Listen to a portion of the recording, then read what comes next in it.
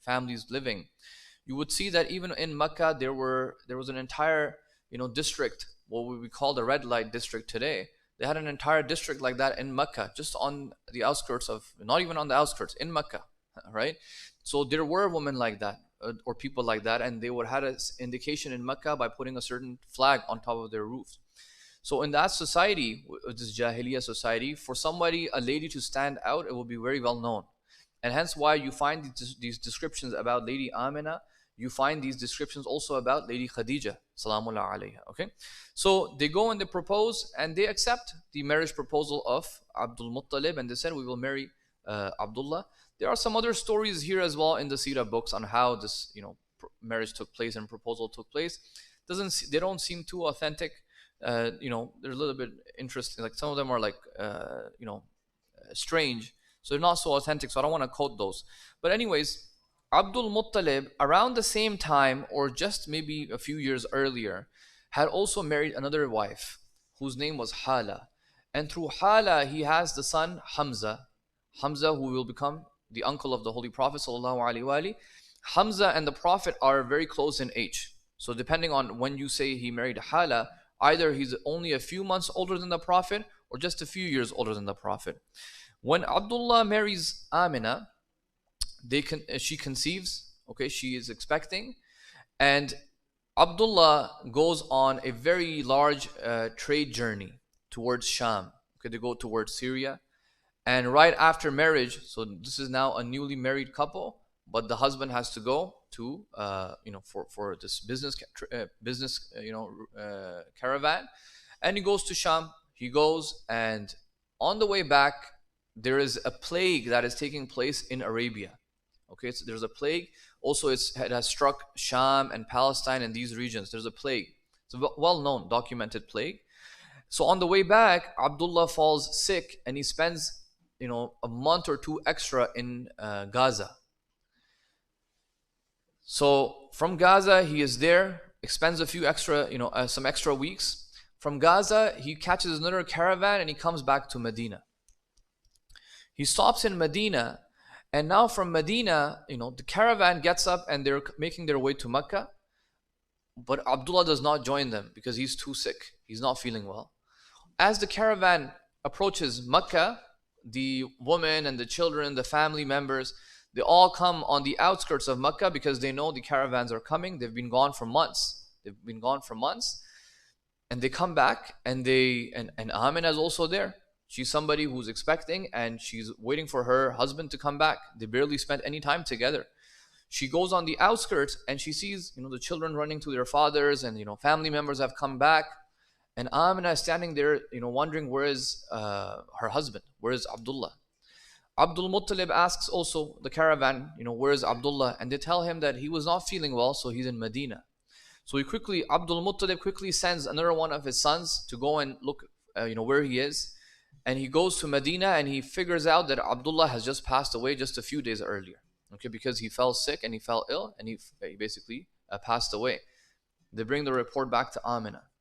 Now imagine you are a young lady, okay, in Mecca, expecting, and now your husband has passed away. This is a society where the father-son relationship is extremely, extremely important. Okay, if there is no father for the son, you are essentially a yatim. Essentially going to be born an orphan. And you all know how many references have been made about the aitam, the yatim, in the Quran. Because if you were a yatim, you had no protector. Okay, the clan can protect you, but if there is no father figure, you are very, very vulnerable. Okay, there's not going to be same treatment given to you. For example, we will mention when the Prophet is sent to the wet nurse, that is rare, because if you're an orphan, no one's going to send you to a wet nurse. Inshallah, we'll get to that. Lady Amina, so you can imagine her struggle that she must have gone through, the psychological sort of trauma that she must have gone through, but she was patient. She had the wisdom to sort of navigate through these difficulties. And, eventually she gave birth to the Holy Prophet sallallahu alaihi wa ali. Allahumma salli ala Muhammad wa ali Muhammad. When she gives birth, it was a custom in Arabia to give the child to a wet nurse to feed the child. The first wet nurse that the Prophet had was a lady named Thuwayba. Thuwayba was a slave of Abu Lahab, who Abu Lahab had freed. Abu Lahab had freed the slave, and she said, I want, and the reason why he freed her, because she said that I want to go uh, basically serve Amina and the newborn child that she had. Thuwayba, interestingly speaking, had also fed other children. For example, Ja'far, the brother of Imam Ali alayhi salam. She had also fed Hamza before that. So she was a well-known wet nurse, and she fed also the Prophet for at least a couple of days. Now, after that had happened, there was a custom in Arabia. It was a seasonal custom. Every, I think, 2 times in a year, you would have a clan of nomads, a group of nomads, Bedouin nomads, who would come into Mecca, and they would essentially be coming to get and adopt young boys so that they can take them with them into the deserts. Okay, so these would be wet nurses with their husbands, and they would come into the city of Mecca, and they would get these, boys, take these boys with them. One of these seasons, the Banu Sa'ad clan comes. Banu Sa'ad clan, if you recall, I wrote Hawazin yesterday. Quraysh, and I wrote Hawazin. Hawazin was another tribe. Underneath Hawazin was a clan called Banu Sa'ad. Amongst the Banu Sa'ad, there was one family, or one sort of, segment of that clan that lived in the outskirts. Literally, they were nomads. They would just move from one place to another place. One of this Banu Sa'ad comes into Mecca in one of these seasons, and they have an entire group of people who are looking for boys so that they can take from them. The Quraysh are all lined up. All the mothers and the fathers are lined up. They're giving away their sons. Okay, they were giving away their sons. Inshallah, I'll explain why would they do such a practice. The wet nurses had taken all of the sons that had the fathers. Okay, because the ones that had fathers, you have a guarantee that you will get some payment for this. On the other hand, there's one wet nurse by the name of Halima Sa'adiyah. Sa'adiyah is meaning from Banu Sa'ad.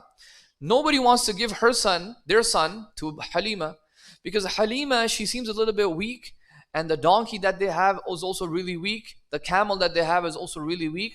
So nobody wants to give their son to Halima. So now, coincidentally, what ends up happening is that all the wet nurses have taken all the boys who are privileged. They have their fathers with them. They have taken them. And on the other hand, Halima is left alone. She does not have anyone to take because nobody wants to give their son. And on the contrary, nobody wants to take the son of Amina, which is the Prophet Muhammad sallallahu alaihi wasallam, because everyone who passes by, this says there's no father here. There's no father. It's just Amina standing. Amina is also really weak, and a grandfather is there, but grandfather is not the same as the father. So they passed by her. They said, no, there's no guarantee of payment here. This is an orphan. So coincidentally, Allah subhanahu wa ta'ala makes this match. Halima says to her husband that I don't want to go back to my clan and tell them that nobody gave me a son. There is this one child over here, let's just take him. And the husband says, let's just take him. Maybe God will give us some blessings through this child. So this is how they end up taking, the Prophet. As soon as they take the Prophet, the clan begins to realize that, wow, Halima's donkey is pretty fast. Because on the way to Mecca, they were the slowest in the whole caravan. So it begins to go really fast. And these sort of little karamat, little miracles are happening and people are observing, but nobody obviously at that time is making a connection. Why would the elite of Quraysh send their young boys at such a young age, at 1 year old or even less than 1 year old, and send them into the desert? What was the point of that? What was the reason for this practice? There were a couple of reasons that they would do this. Firstly, they would do this so the child can become stronger. Because look, if you are in the desert, you are always going to be your lifestyle is very different than living in the city. The lifestyle in a city is a very predictable life. Okay, even if it is in Mecca of that time, it is a very predictable life. You know what you have on your plate tomorrow, because trade caravan has come. There's some money on the table. Tomorrow you have your roti and salan. But when you are a nomad, you are always on the lookout. You're not even sure whether you're gonna get fine water tomorrow. You're not sure about that. You're not sure whether a wolf will come and eat one of your assets, which is your camel and your sheep. So there's always this unpredictability when you live in the deserts. So the elite will send their children with these nomads, so the child develops a sense of trust and tawakkul. They build this trust. Now, whether they're saying trust on the idols or trust on The Hunafa would say trust on, this one God, this one deity that exists. But that was something that they would do. A second reason why they would send their children is to actually learn Arabic. You're like, what? Learn Arabic? They're Arabs. But in any city where there are foreigners coming in all the time, Yemeni people are coming, people from Medina are coming, people from Sham are coming, people from different places are coming, the Arabic will slowly deteriorate. Little bit, it will deteriorate. There will be some foreign words in there. So they will send their children to the nomadic tribes because there was pure Arabic over there. In 2nd century Hijri, 3rd century Hijri, when Arabic was basically finished, like the pure Fusha Arabic was very deteriorated, one of the greatest grammarians by the name of Sibawayh. Sibawayh was one of the greatest grammarians. What did he do? He said, there is no more tribes left who speak clear Arabic. So he decided to leave Iran, went to Arabia. He found a nomadic tribe in the desert, and he lived with them. And he wrote the most important book that we have in grammar today. It is called Al-Kitab. That's how important the book is. Al-Kitab, meaning Sibawayh's book. Al-Kitab, meaning the book of grammar. That is the last record we have of the last spoken, clear Fusha of that era at the very least. Okay. So likewise, that's why they would send these boys there. Now, what happens is, after 2 years, these wet nurses bring the children back. Now, as per the records, what we have is that Halima Sa'adiyah also brings the Prophet back. But when she brings the boy back, she is so attached to him, she says to Lady Amina that, look, please give me 2 more years. Lady Amina is saying, how can I give my son for 2 more years? I've already been away for 2 years. You want to take him away for 2 more years? Halima insists and insists and insists. And according to most reports, Lady Amina gets convinced. She says, okay, take him. Now this time when Halima takes the Prophet, now obviously he's a bit older, 3 years, 4 years. Over here, we can speculate the type of skill sets that a young boy in Arabia would have been learning. Okay, we can speculate. For example, he would probably learn, rock climbing and mountain climbing. He would probably learn a little bit about, how to be a shepherd. He would probably learn how to go up the mountains and in these caves and there's beehives and how to put your hand in the beehives and take out honey. So they would take these boys, these men, and that boy's hands are very small. So they would ask the boy, they would put something on it, like a smoke or something, and they would get the boys to put their hands in the beehive and take the honey out. This, we can speculate, the Prophet would have been taught these type of things in the desert. In the city, he would not have learned this. In the city of Makkah, he would not have learned these type of things. Even though, look, for us today, the city of Makkah seems like a village. But at that time, compare the Makkah to the nomad, there was a very prominent city. Trade is coming in and the Kaaba is there and so on. So this is something that we can assume. Now, in this event, the second time where Halima Sa'adiyah takes the Prophet, there's a very interesting event that is recorded in the books of history, which the Ahlul Sunnah, all of them accept this. And the Shia, all of them reject this. Okay? But because it is an important event, which is a dispute between Shia and Sunni, I will mention it so everybody knows what is this event. And it's quoted in the books of the Seerah. Lady Halima says that by Allah, after a few months of our return, meaning she was meant to go and they came back, he and his brother, so the Prophet and his brother, meaning the foster brother, Halima's own son, were with our lambs behind our dwellings when his brother came running to us. So the young boy, 4, 5, 6 years old, he came running to the mother Halima. He said, 2 men in white have seized my Qurayshi brother and thrown him down and ripped open his chest and are moving it up. We ran towards him and found him standing with a pale face. So Halima is saying, I ran with my son to the Prophet and found him standing with a pale face. We embraced him, asking him what had happened. He says, 2 men in white garments came, laid me down, ripped open my chest, looking for something which I do not know. So he says, Halima says, we took him back to our tents. In another report, it says what these are supposedly angels. They are coming and they take the heart of the Prophet out, and there's a black dark spot in the heart of the Prophet, and they clean it up and they put it back in the chest of the Prophet, and that's it. They patch him up, they stitch him up, and that's it. This event is called Shaqqus Sadr, the event of the cleaving of the chest.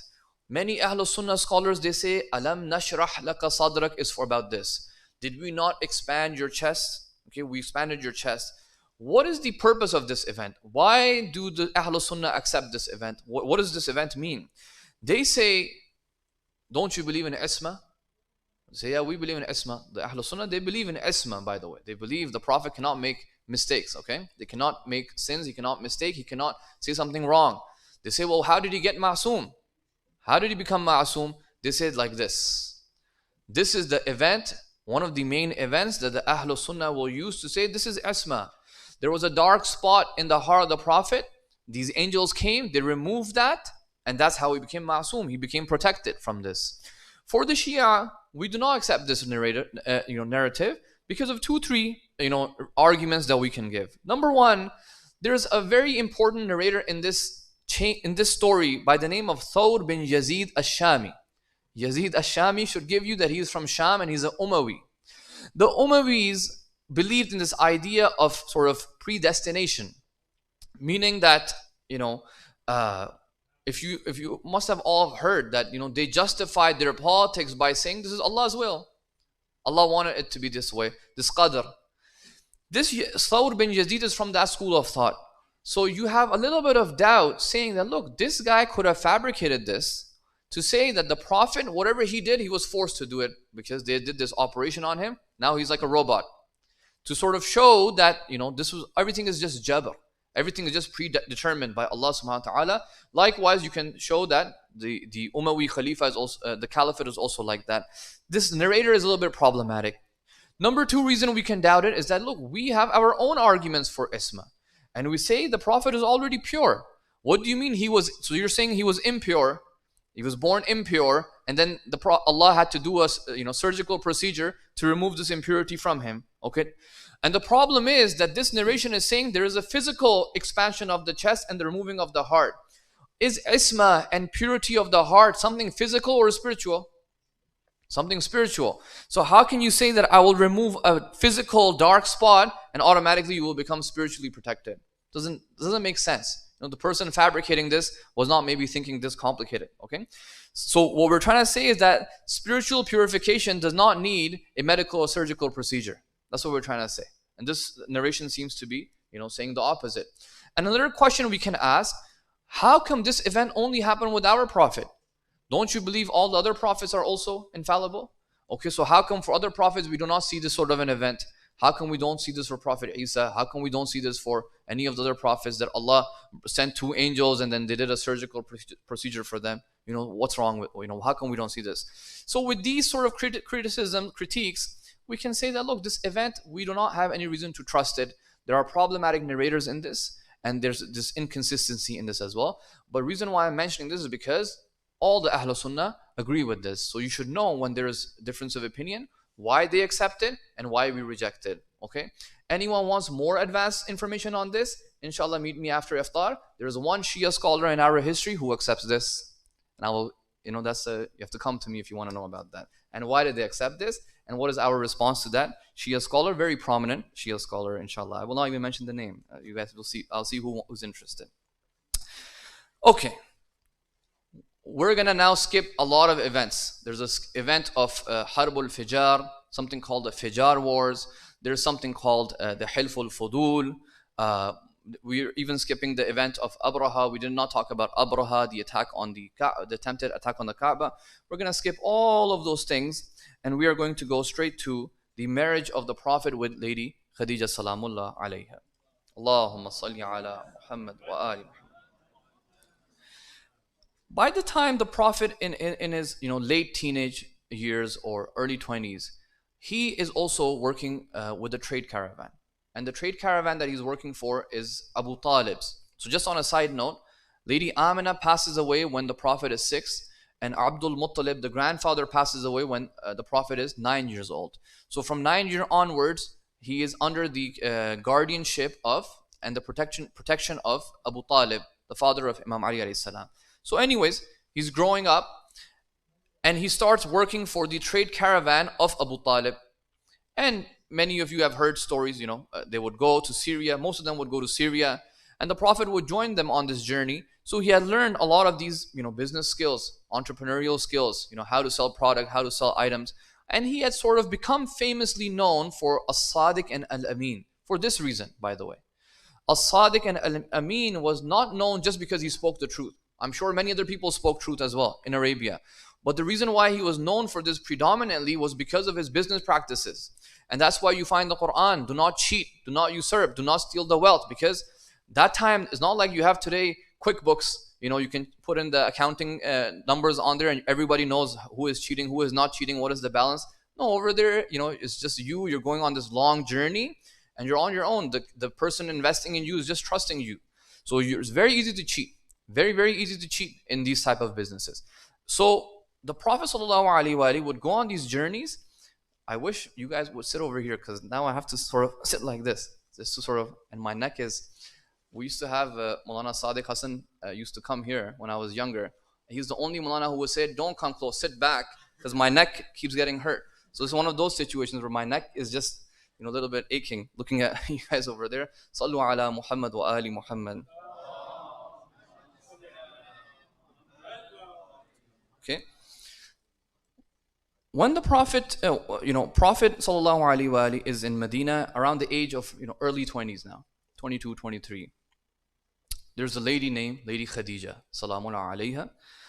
She is the daughter of Khuwaylid, a man named Khuwaylid. Khadija bint Khuwaylid, her name is. And she is given a tip, like somebody tips her that there's a man by the name of Muhammad and he seems pretty good in these business, business deals. You may want to consider, taking him on for your trade caravan. Who is Lady Khadija? There's a lot of interesting discussions about her and a lot of unknown facts about her as well. For example, there's a lot of confusion. How did she get all this money? She is known to be the princess or the queen of Quraysh, very rich, one of the richest lady of Quraysh living in Mecca.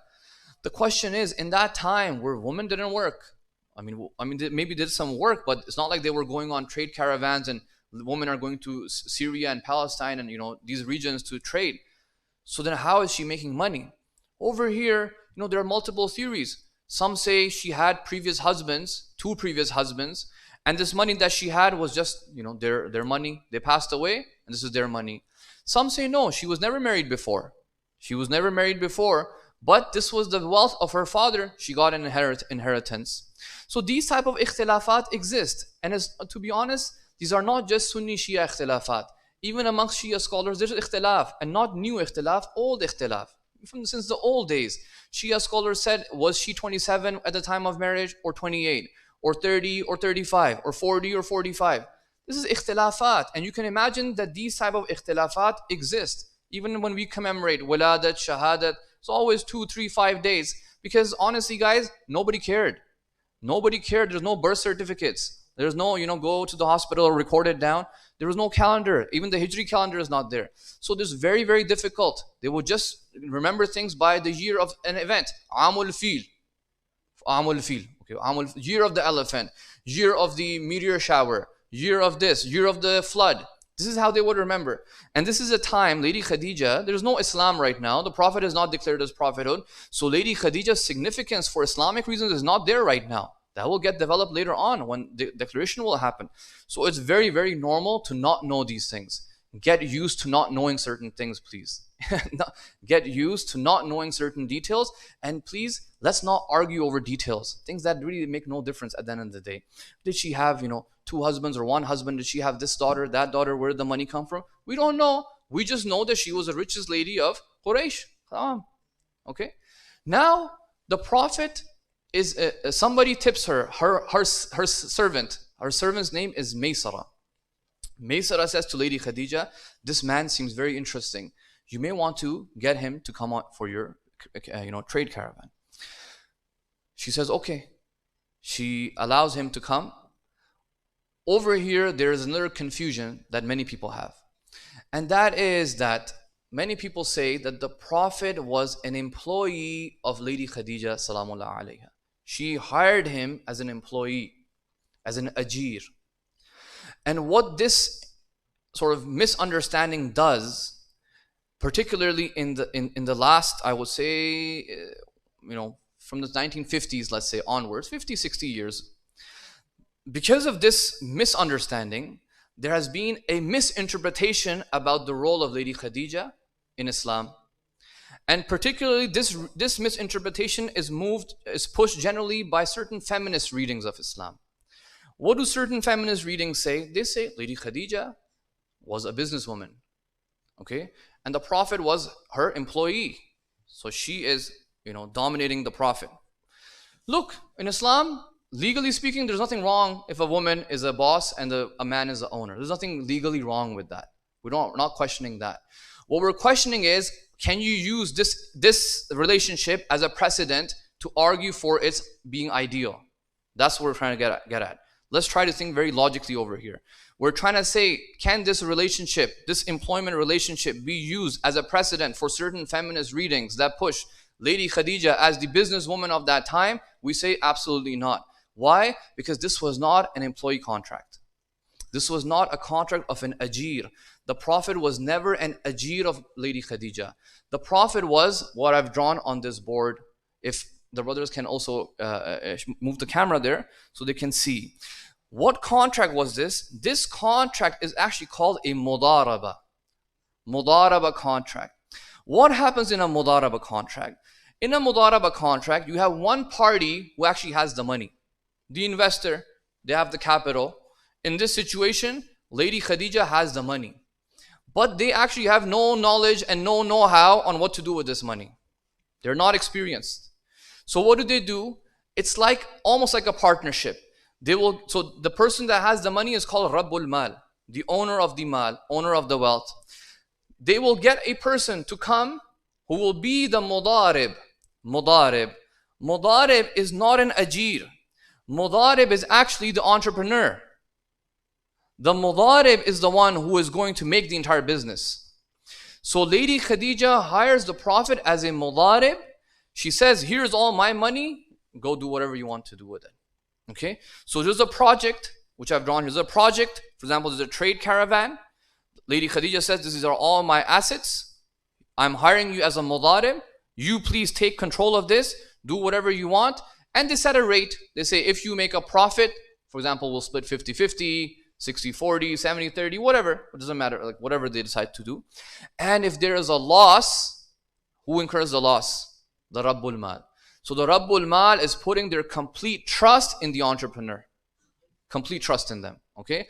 And therefore, the mudarib has to be extremely trustworthy and truthful. The mudarib can go to Sham and steal all the assets and run away and live their life in a mansion in Syria, for example. It can do that. Who's gonna catch them? There's no international police at that time, right?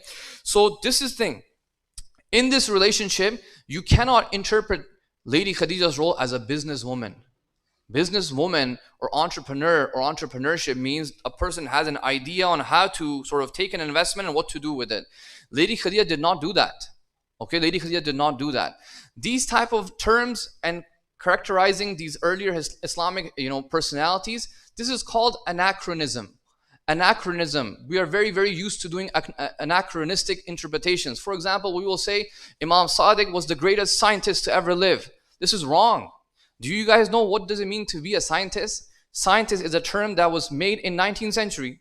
Scientist means a person who comes, he experiments, he thinks, and he's thinking and gives a theory. That's what is a scientist. And you're saying Imam Sadiq is the greatest scientist.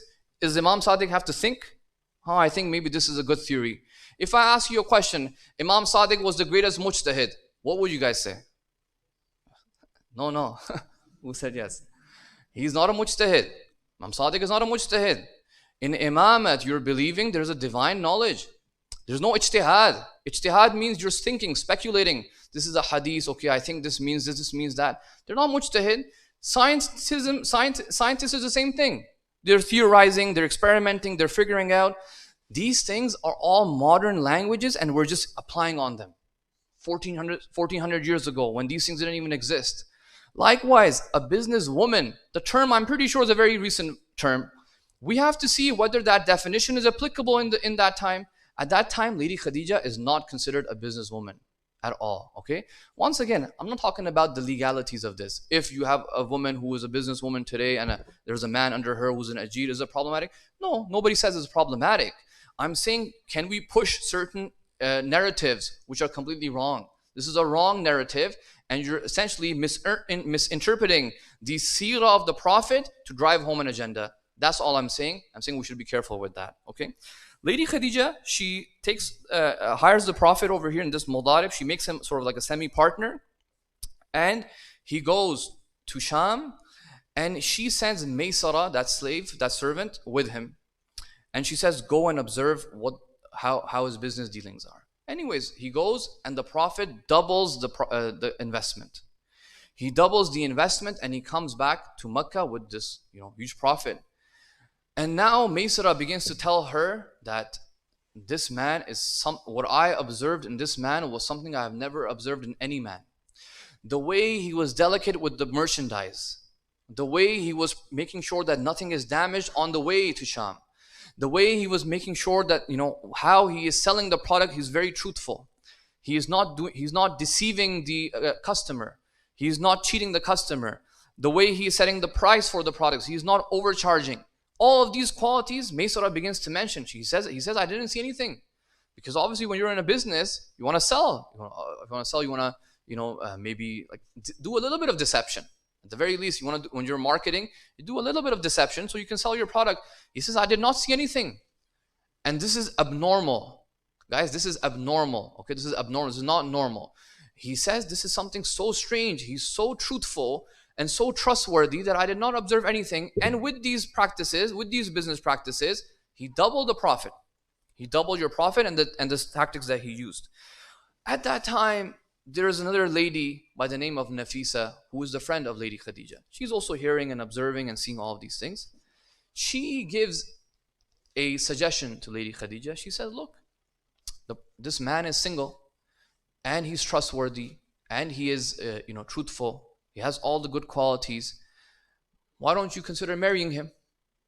So she is given a suggestion, and Lady Khadija accepts the suggestion, and she sends a proposal via this friend of hers, Nafisa. Her name was Nafisa. Now, we don't have much detail, how did the proposal get to the Prophet and so on, but it is definitely true that Lady Khadija initiated the proposal, not the Prophet. She initiated this, okay? Now, what age was this? What was the age of the Prophet at the time of marriage? There is almost no difference of opinion that the Prophet was around 25 years old at this time. But there is a huge difference of opinion on the age of Lady Khadija. Okay, Shia and Sunni. And within Shia ikhtilaf and within Sunnis ikhtilaf. As I said, it's very difficult. So the ages they have given are, they say she was also 25. Some say no, she was also 28. Some say no, she was 30. Some say she was 40, which is the sort of the most famous one. Some say she was 45. Okay, look, as I said, it's very difficult to figure out, because if you put her at a very late age, the Prophet right now is 25. Okay, 15 years later will be the declaration of prophethood. Okay, so if she is 40, that means she's going to be 55 at the declaration of prophethood. Then she passes away pretty much 10 years after the Prophet declaration and the boycott. Okay, 10-12 years later, so she's hitting like late 60s. If you put her at 45, she's already at 70. Would she live that long? Because we have records saying she was around 60, so she cannot be that old at the time of marriage. I'm just showing you like how you would have to figure this out. It's not easy to figure these things out. Okay, did she have any children? This is also once again ikhtilafat of the Shia and the Sunni. Did she have children? The Ahlul Sunnah mostly say no, she did not have any children. Those daughters that were there were the daughters of her sister, and the rest of the daughters that the Prophet had, Ruqayya, Kulsum, Zainab, these are all the daughters of the Prophet from Lady Khadija, and obviously Bibi Fatima salamullah alayha. Allahumma salli ala Muhammad wa ali. These are ikhtilafat amongst Ahlul Sunnah and the Shia. Okay, were they the daughters of her? Were they her nieces? Were they her own biological daughters? This is ikhtilaf. But what is true is that she did give birth to two boys. Both of them, unfortunately, died in infancy, which was also a it was a norm. It was a norm for boys to die children to die in infancy. Okay, and these things also, once again, put question mark on her age. Was she really that old? If you're gonna say she was giving birth and she's hitting 40s, 50s, you can question these sort of things. Okay, who read the nikah? Okay, who read the nikah? From the side of the Holy Prophet sallallahu alaihi wasallam, the nikah was read by Allahumma salli ala Muhammad wa ali Muhammad. The nikah was recited by Abu Talib. Okay, he's recited by Hazrat Abu Talib. On the side of Lady Khadija, it is recited by her cousin named Warqa bin Nawfal. Warqa bin Nawfal is from the Hunafa. He's from those muwahid who believes in one God, and he is the one who recited the nikah. And we actually have the nikah nama or the khutbah. We actually have it recorded, preserved. What did they recite in it? Okay. Once that is done, guys, the next sort of 15 years, the Prophet is going to be in this marriage. He is continuing to be a mudari for Lady Khadija. He is engaging in this business transaction, so on. But look, the wealth, majority of the wealth will be whose? It will be the Rabbul Mal. It will be Lady Khadija's wealth, majority of it. The Prophet will get some share of it, whatever percentage they do. And hence, during this time period, the Prophet begins to go towards the cave of Hira. And he begins to meditate. Now remember, he had already been accustomed to this idea of, just going out of the city when he was young with Lady Halima, going out of the city, looking into the stars and the skies and into the mountains. So he had found this cave of Hira, and he would go into this cave and he would begin to meditate. Whatever spiritual reflection and refinement that he would do, he would go into that. And those who you have been to Hira, you could see the Kaaba. I don't know if you can see it now with those buildings, but back in those days, you could actually see the Kaaba. So he would have been able to see at least some sort of light or torch or something from that area, right? This continues for 15 years until one night. So look, this is actually for tomorrow, but I will just sort of give a preliminary right now. This is more for tomorrow's discussion. When did the Prophet realize he's a prophet? The Ahlul Sunnah say he did not know anything. He did not know anything. At the age of 40, he got a surprise. The Shia do not believe this. The Shia, we do not believe this. We say no, he is a prophet from birth. It is just a matter of declaration. When is he going to announce it? Bi'tha, when is he going to be sent forth with this announcement? According to Shi'i reports, for example, Imam Sadiq alayhi salam, he says that Allahumma salli ala Muhammad wa ali Muhammad, that the Prophet Jibreel had already started to come to him at the age of around 37. Okay, at the age of 37, the Prophet Jibreel is already coming to the Prophet. And he had also already begun to teach him some very basic things. For example, the qira'ah of Bismillah and Fatiha. And also how to do wudu. And also he taught him a form of salat, which is not the form of salat we do today. Does not have, the rak'at and the ruku and the sajda. What it is, inshallah, maybe tomorrow I will explain that. So at the age of 37, he already knows that, okay, a message has to be declared. At the age of 40, one night when he is in the cave of Hira is when Jibreel alayhi salam comes to the Prophet sallallahu alaihi wasallam, and this is when he says Iqra. Okay, tomorrow inshallah I will end short over here. Tomorrow we will talk about the declaration of the prophethood. What exactly happened? Why do the Ahlul Sunnah make a whole scene? He was confused, he didn't know what he was doing, he wanted to throw himself off the mountain, suicide, he didn't know, and Warqa bin Nawfal told him, no, you're a prophet. Is this true? Is this not true? Why are they saying this? Do they disrespect the Prophet? They say we don't disrespect the Prophet, so why do they believe in this? Do all of their scholars believe in this? You will read that not all of them, even some of their scholars are like, this doesn't seem good. So inshallah tomorrow we will talk about the declaration, and we will talk about the first recitation, which is Iqra. Iqra bismi rabbika alladhi khalaq. We'll explain what is Jibreel asking the Prophet to recite. If you say he is asking the Prophet to recite the Quran, you're assuming there's a physical book. There is no physical book at that time. So what is he's asking him to read? If I come to you and say Iqra, I say Iqra what? Like, what do you want me to read? You're not showing me anything. Or if you're saying Iqra, read this surah. Well, he's not telling him to read a surah. He's saying Iqra bismi rabbika alladhi khalaq. This, with the Ahlul Sunnah view, it will not make sense, this surah. With the Shi'i view, inshallah, I've already mentioned, at the age of 37, Jibreel has already come. He is already practicing some of these rituals. In the vicinity of the Kaaba, there is an event that will happen in the Kaaba by Abu Jahl, and Prophet will be frustrated and annoyed that what are these mushrikeen doing to me? And hence he will go into the cave doing meditating, and Jibreel will come and say, no, you cannot be frustrated by the acts of the mushrikeen. Iqra bismi rabbika alladhi khalaq. Go back to Mecca, go back to the Kaaba, and recite what you have been taught to recite, which is this form of salat, which form of ibadah.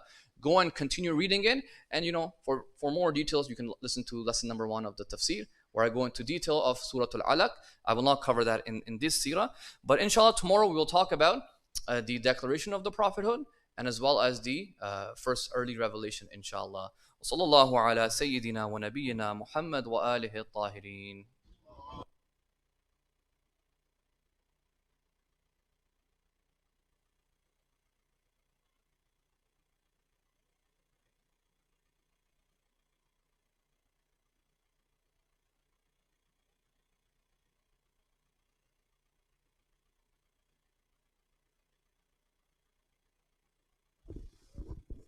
Assalamu alaikum.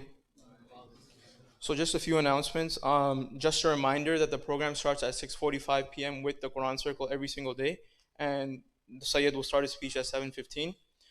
There's also a few spots still remaining for the iftari, so if you guys want to sponsor, you can reach out to anybody from the executive committee.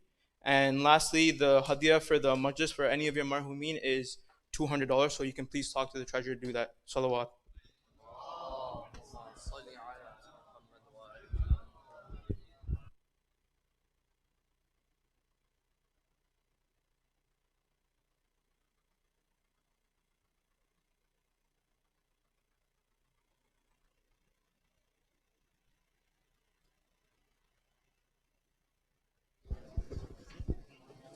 You're the in charge, Mustafa. Huh? You're the in charge. No, no, no.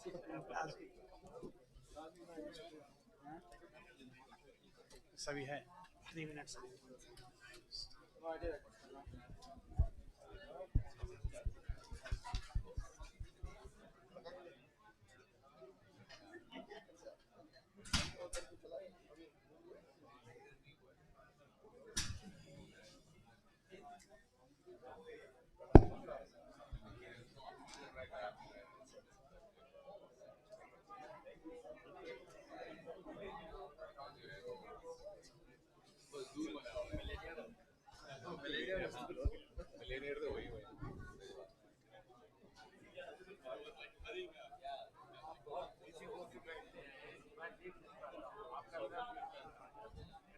मैं इधर आ जाता हूँ.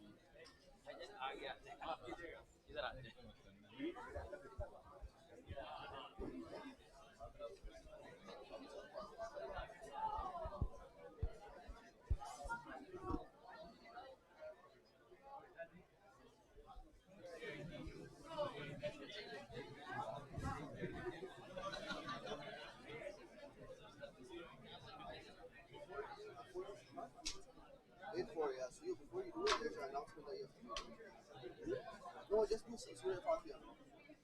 अभी करवा देना क्या अवसर भी तो Wait, this is Surah Fatiha for this. No?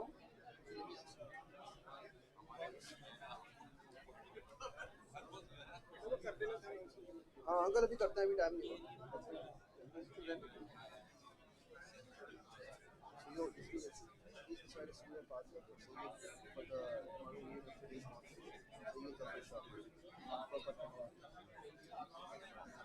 I'll write it off for you.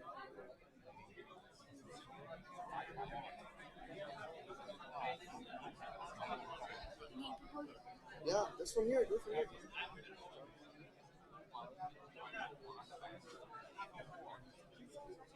Here. This is my right announcement. इधर announcement करानी थी कर दो बेटा. सूर्य फातिहा हाँ, आप करा करते हैं. नहीं ये तो सूर्य फातिहा पढ़ानी है सही है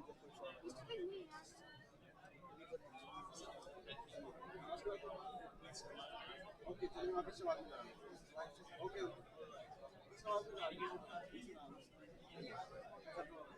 अज़ान का टाइम मत मिले ये आपको इसके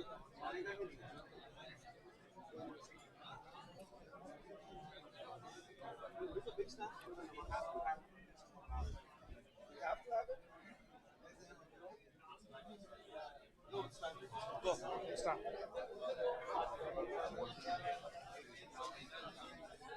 إن الله ملائكته يصلون على النبي يا أيها الذين آمنوا صلوا عليه وسلموا تسليما.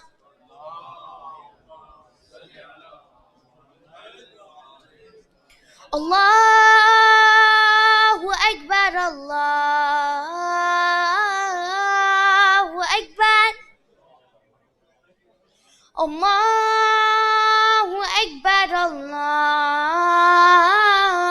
الله أكبر أشهد أن لا إله إلا الله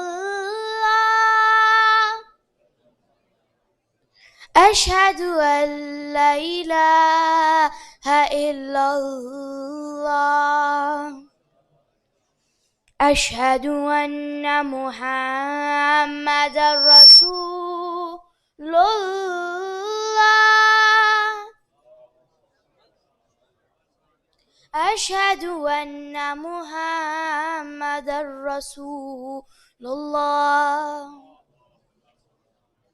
أشهد أن أمير المؤمنين وإمام المتقين علي ولي الله أشهد أن أمير المؤمنين وإمام المتقين عليا حجة الله هيا على الصلاة هيا على الصلاة هيا على الفلاح هيا على الفلاح هيا على خير العمل هيا على خير العمل الله أكبر الله أكبر لا إله إلا الله لا إله إلا الله إن الله ملائكته يصلون على النبي يا أيها الذين آمنوا صلوا عليه وسلموا تسليما. الله أكبر الله أكبر أشهد أن لا إله إلا الله أشهد أن لا إله إلا الله أشهد أن محمد رسول الله أشهد أن محمد رسول الله وأن علي ولي الله حي على الصلاة حي على الصلاة حي على الفلاح حي على الفلاح حي على خير العمل حي على خير العمل قد قامت الصلاة قد قامت الصلاة الله أكبر الله أكبر لا إله إلا الله إني وجهت وجهي الذي فطر السماوات حنيفا مسلما وما أنا من المشركين أستغفر الله الله أكبر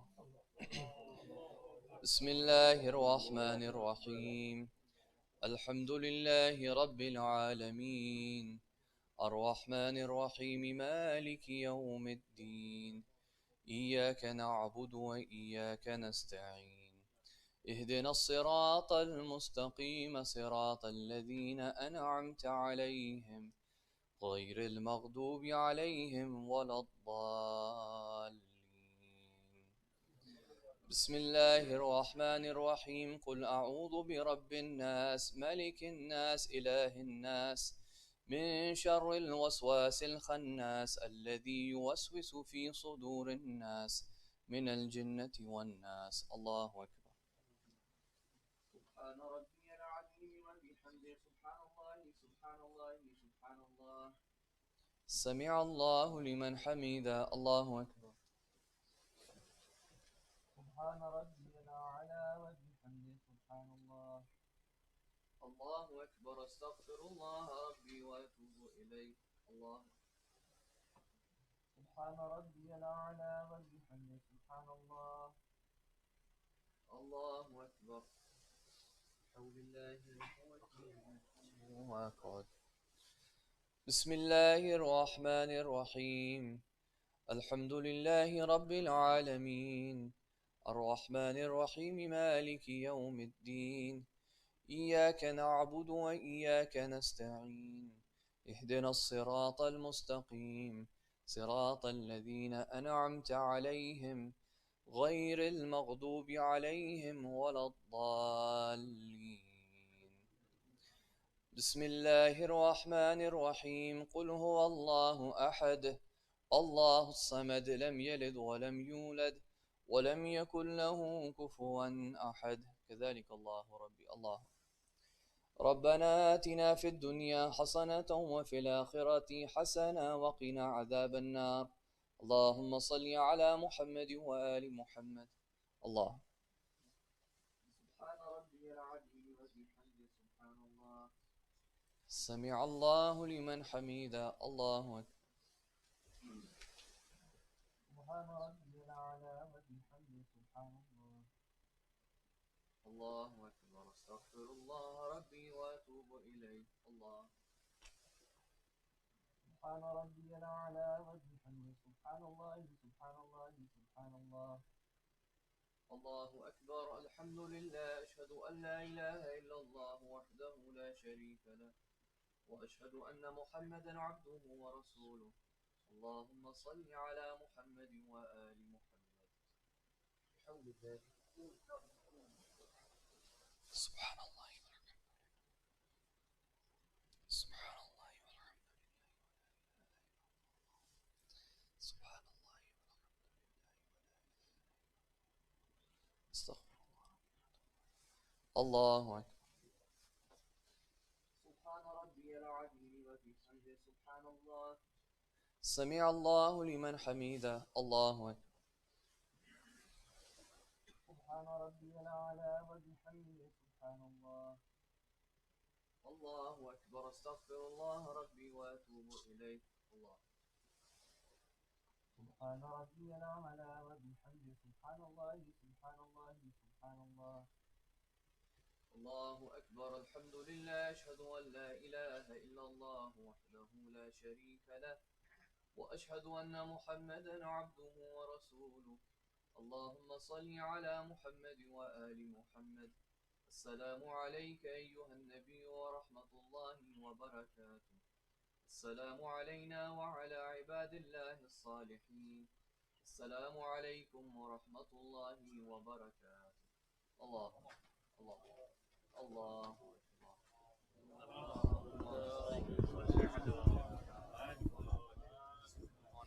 إن الله وملائكته يصلون على النبي يا أيها الذين آمنوا صلوا عليه وسلموا تسليما. اللهم صل على محمد وآل محمد. اللهم صل على محمد وآل محمد. اللهم صل على محمد وآل محمد.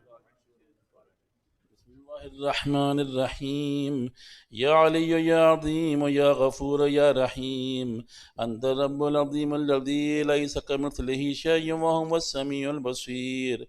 وهذا شهر عظمته وكرمته وشرفته فضلته على الشهور، وهو الشهر الذي فرضت صيامه علي، وهو شهر رمضان الذي أنزلت فيه القرآن هدى للناس وبينات من الهدى والفرقان، وجعلت فيه ليلة القدر وجعلتها خيرا من ألف الشهر. فيا ذا المن ولا يمن عليك، من علي بفكاك رقبتي من النار، في من تمن عليه وادخل الجنة برحمتك يا أرحم الراحمين.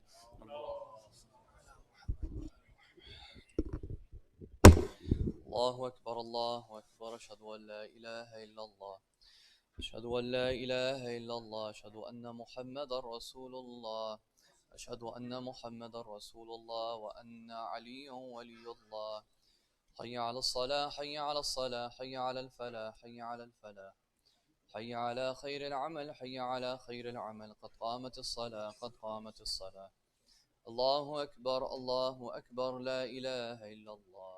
إني وجهت وجهي فطر السماوات والأرض حنيفا مسلما وما أنا من المشركين استغفر الله.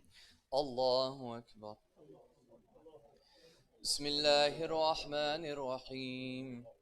الحمد لله رب العالمين الرحمن الرحيم مالك يوم الدين إياك نعبد وإياك نستعين اهدنا الصراط المستقيم صراط الذين أنعمت عليهم غير المغضوب عليهم ولا الضالين.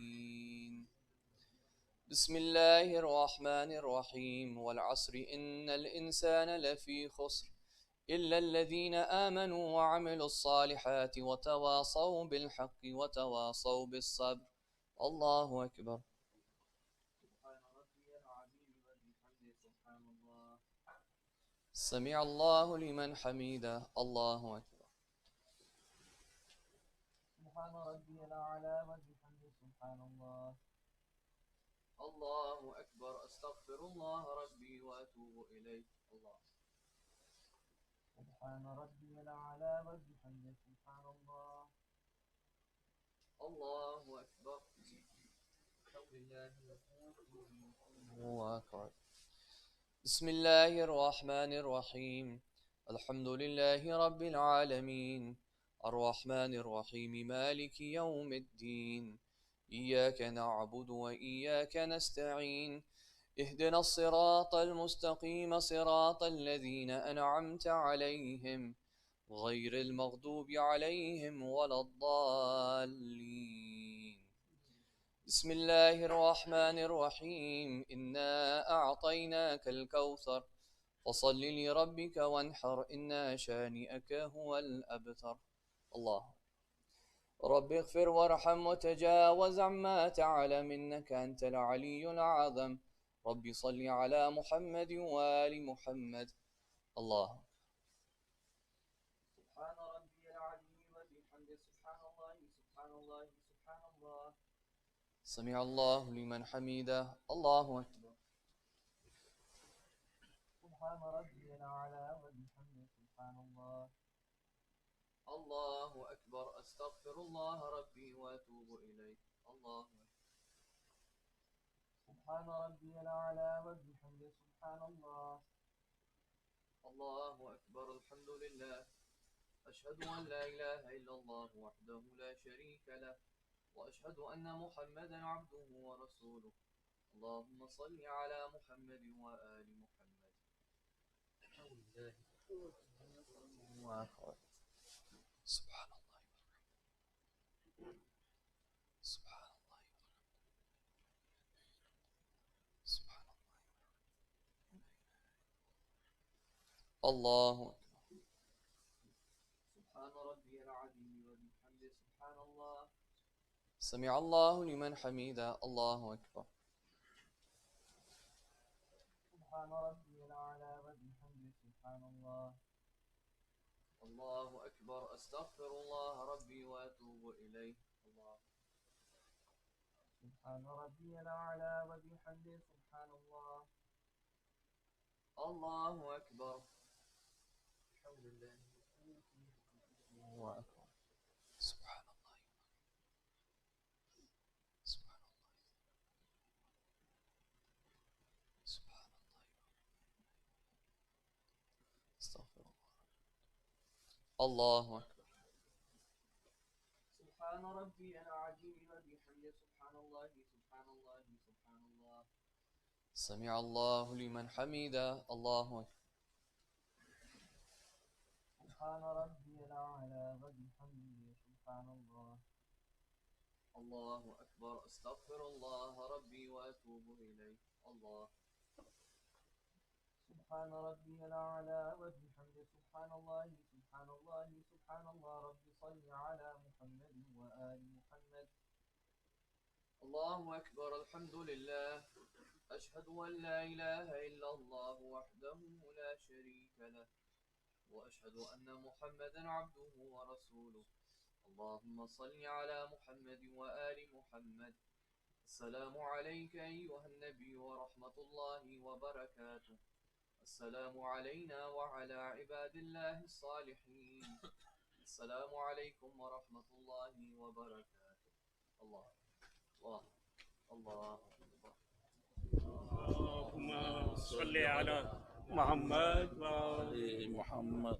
إن الله وملائكته يصلون على النبي يا أيها الذين آمنوا صلوا عليه وسلموا تسليما.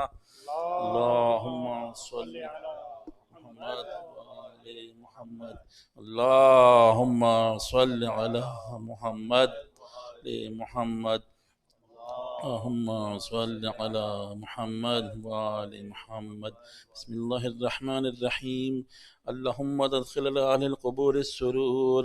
اللهم أغن كل فقير. اللهم اشف كل جائع.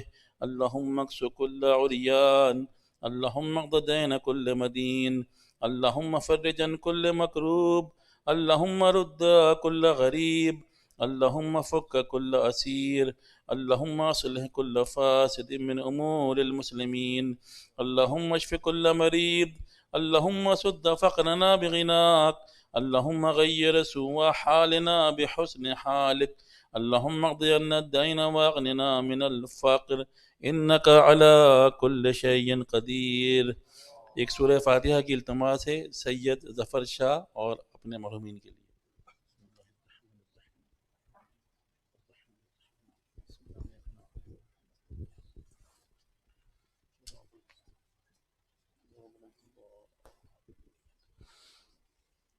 अस्सलामु अलैका या रसूल अल्लाह, अस्सलामु अलैका या नबी अल्लाह, अस्सलामु अलैका या अमीरुल मोमिनीन अली वलीउल्लाह, अस्सलामु अलैका या सय्यदतुन निसाइल आलमीन, अस्सलामु अलैका या हसनल मुज्तबा, अस्सलामु अलैका या अबा अब्दुल्लाह, अस्सलामु अलैका या रसूलुल्लाह, अस्सलामु अलैकुम व रहमतुल्लाहि व बरकातुहू.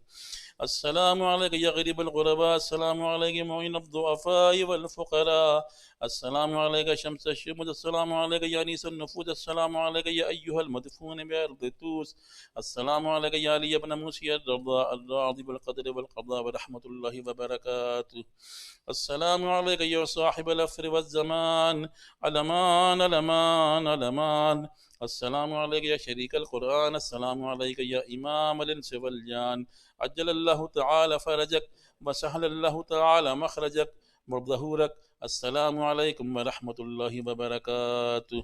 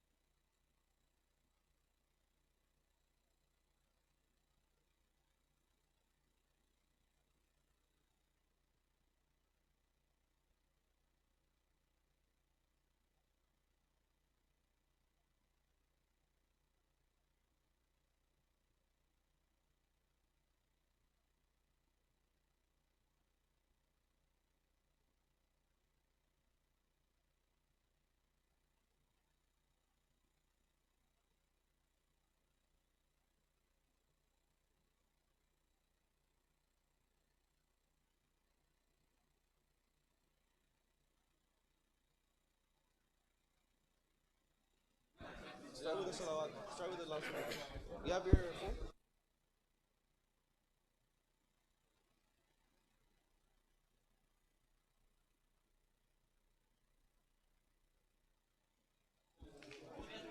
صلوا على محمد وآل محمد.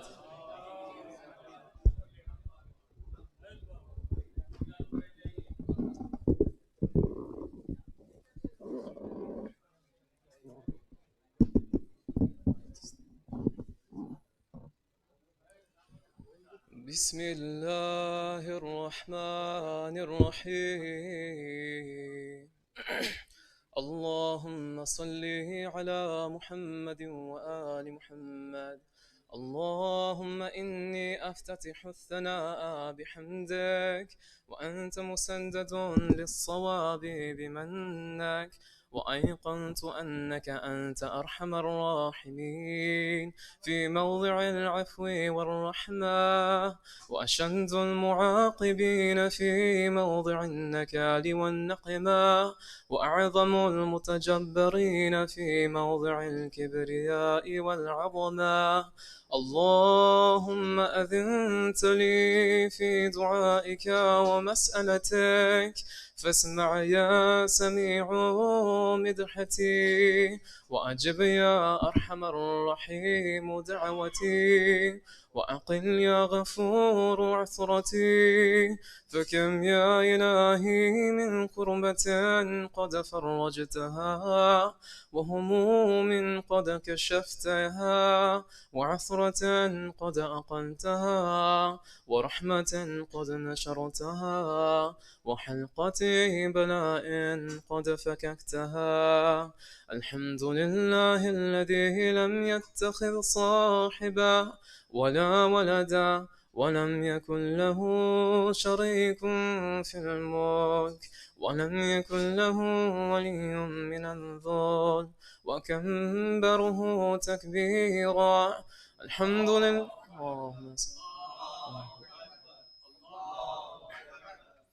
الحمد لله بجميع محامده كلها، وعلى جميع نعمه كلها.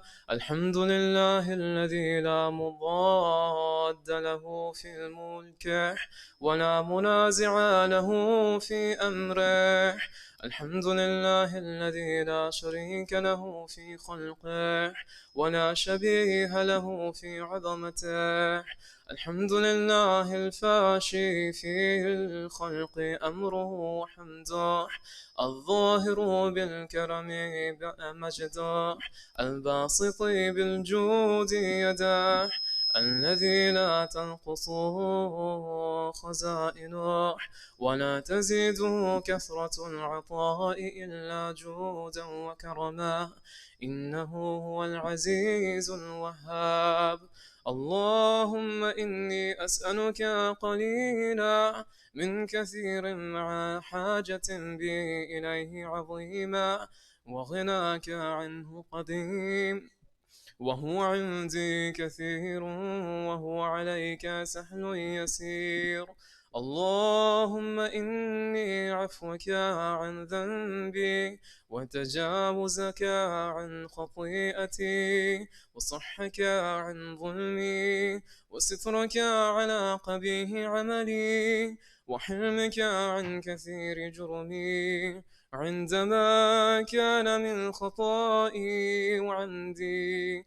أطمعني في أن أسألك ما لا أستوجبه منك، الذي رزقتني من رحمتك، وأريتني من قدرتك، وعرفتني من إجابتك، فصرت أدعوك آمنا، وأسألك مستأنسا لا خائفا ولا وجلا، مدلا عليك فيه ما قصدت فيه إليك.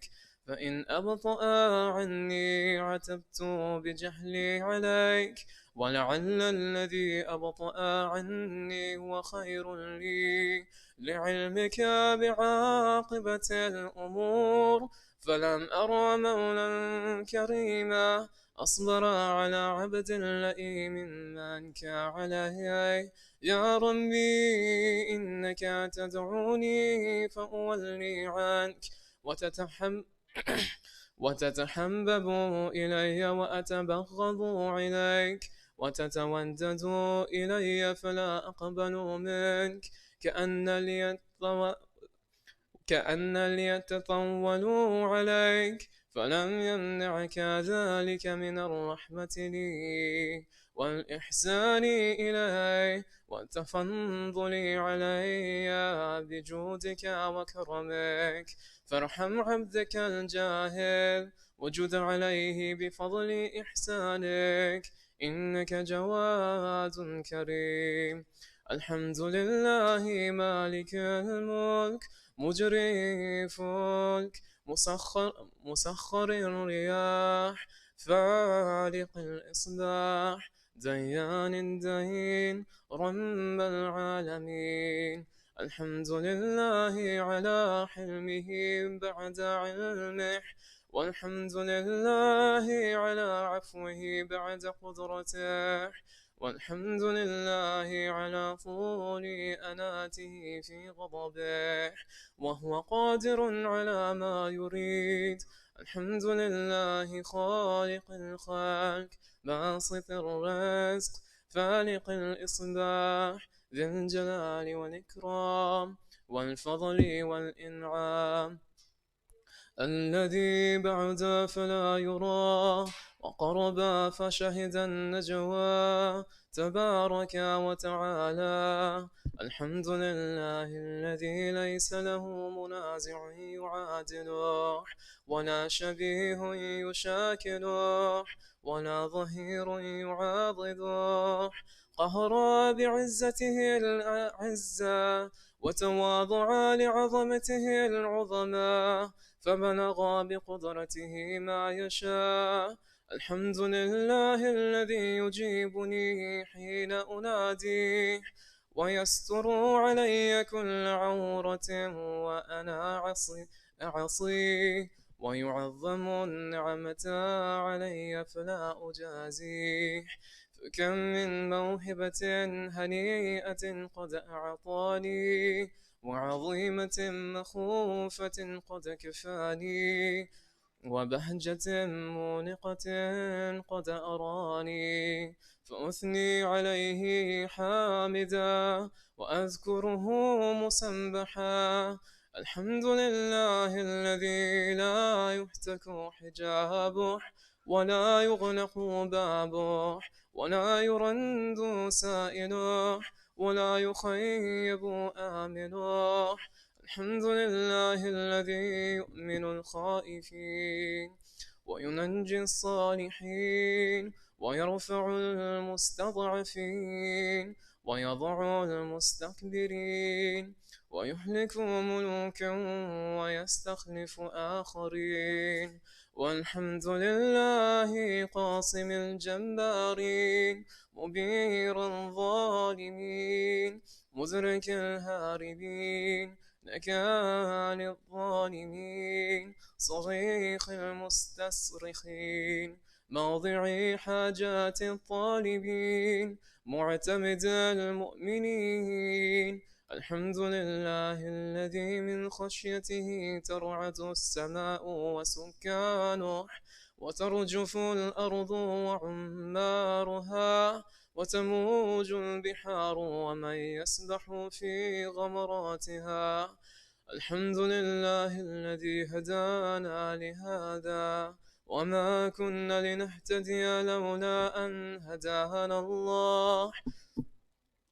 الحمد لله الذي يخلق ولم يخلق ويرزق ولا يرزق ويطعم ولا يطعم ويميت الأحياء ويحيي الموتى وهو حي لا يموت بيده الخير وهو على كل شيء قدير.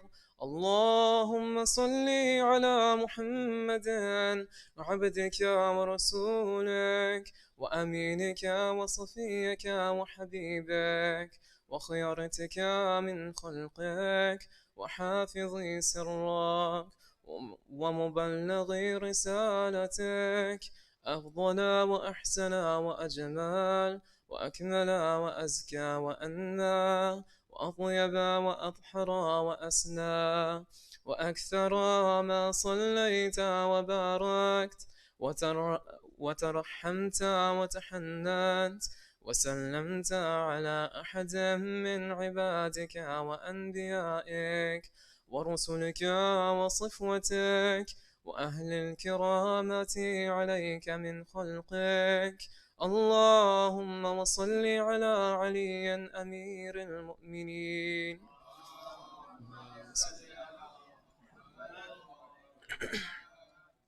ووصي رسول رب العالمين وعبدك ووليك وأخي رسولك وحجتك على خلقك وآيتك الكبرى والنبأ العظيم، وصل على الصديقة الطاهرة فاطمة سيدة النساء العالمين.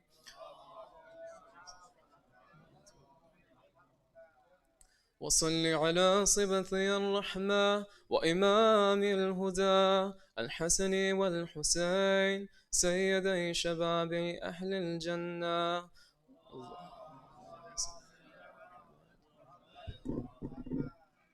وصل على أئمة المسلمين علي بن الحسين ومحمد بن علي وجعفر بن محمد وموسى بن جعفر وعلي بن موسى ومحمد بن علي وعلي بن محمد والحسن بن علي والخلف الهادي المهدي حججك على عبادك وأمنائك في بلادك صلاة كثيرة دائمة. اللهم وصل على ولي أمرك القائم المؤمل والعدل المنتظر وحفه بملائكتك المقربين وأيده بروح القدس يا رب العالمين. اللهم اجعل الدعائية إلى كتابك والقائمة بدينك استخلفه في الأرض كما استخلفت الذين من قبله، مكن له دينه الذي ارتضيته له، أبدله من بعد خوفه أمنا يعبدك لا يشرك بك شيئا. اللهم أعزه وأعزز به وانصره وانتصر به وانصره نصرا عزيزا وافتح له فتحا يسيرا واجعل له من لدنك سلطانا نصيرا. اللهم أظهر به دينك وسنة نبيك حتى لا يستخفي بشيء من الحق مخافة أحد من الخلق.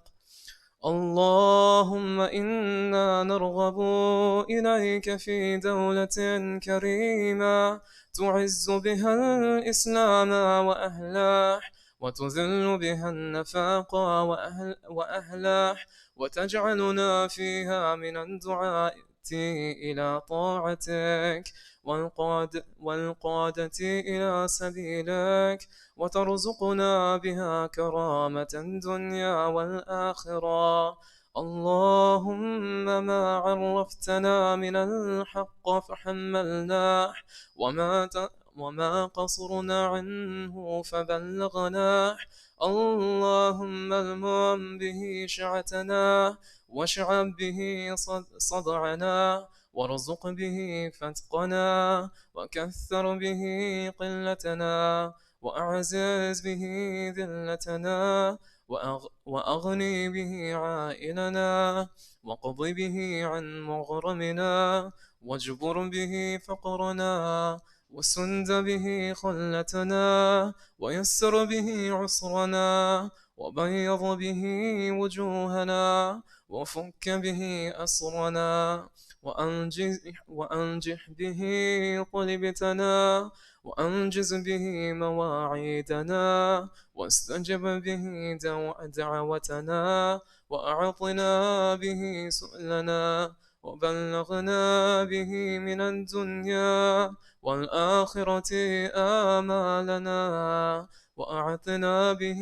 فوق رغبتنا يا خير المسؤولين وأوسع المعطين. اشفي به صدورنا، وأذهب به غيظ قلوبنا، واهدنا به لما اختلف فيه من الحق بإذنك، إنك تهدي من تشاء إلى صراط مستقيم. وانصرنا به على عدوك وعدونا إله الحق. آمين.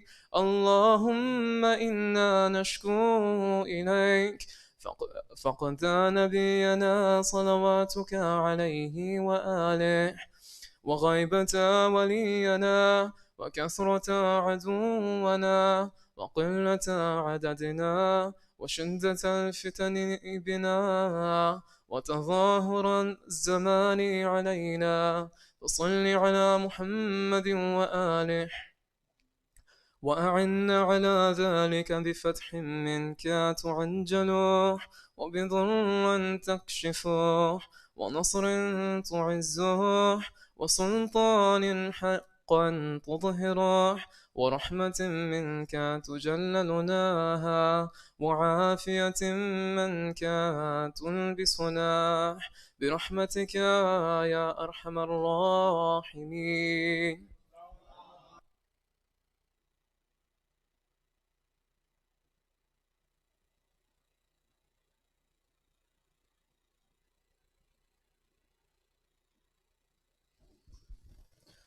السلام عليك يا محمد المصطفى، السلام عليك يا علي الأمير المؤمنين، السلام عليك يا فاطمة الزهراء السيدة النساء العالمين، السلام عليك يا حسن المجتبى، السلام عليك يا حسين الشهيد، السلام عليك يا علي الزين العابدين، السلام عليك يا محمد الباقر، السلام عليك يا جعفر الصادق، السلام عليك يا موسى الكاظم، السلام عليك يا علي الرضا، السلام عليك يا محمد التقي الجواد، السلام عليك يا علي الرضا، السلام عليك يا علي الهادي، السلام عليك يا حسن العسكري، السلام عليكم ورحمة الله وبركاته،